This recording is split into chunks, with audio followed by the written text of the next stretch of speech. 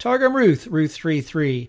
If you remember in a previous episode, we looked at the first word, utachalili, and then opened up halot to see the Hebrew chet lamed lamed.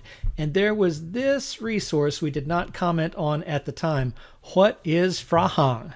It has to do with Middle Persian. So let's take a little bit of a deep dive on this because we have not talked about the use of Aramaic in Middle Persian on Daily Dose of Aramaic. Maybe one day we'll talk about it some more.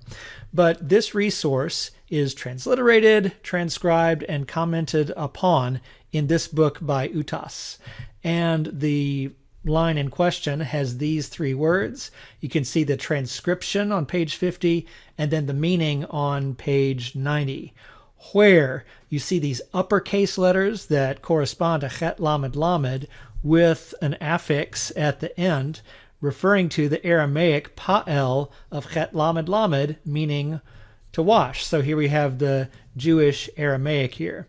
Now, what this is saying is this is equivalent to the Middle Persian word shustan. Let's go to a manual of Pahlavi to help us out a little bit to explain that. Here we have the ideograms from Aramaic that appear in Pahlavi, and you can see right here, chet lamed lamed, and then an ending supplied from Pahlavi. What this means is shustan, we had seen before, uses chet lamed lamed from Aramaic as an ideogram, meaning the Middle Persian reader would come across chet lamed lamed, so to speak, transcribed into Pahlavi, but would say shustan instead. Now, this is like in English when we come across LBS, period, saying pounds. What we're doing is we're actually pronouncing in English, substituting in English for a Latin abbreviation.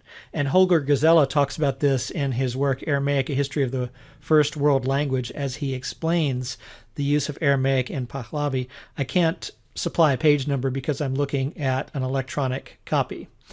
But this is really interesting. Aramaic had such influence as a world language that it was even used in Middle Persian as a shorthand, kind of a code, and then you were supposed to read the Middle Persian equivalent when you came across it. Well, let's go back to reading in Targum Ruth.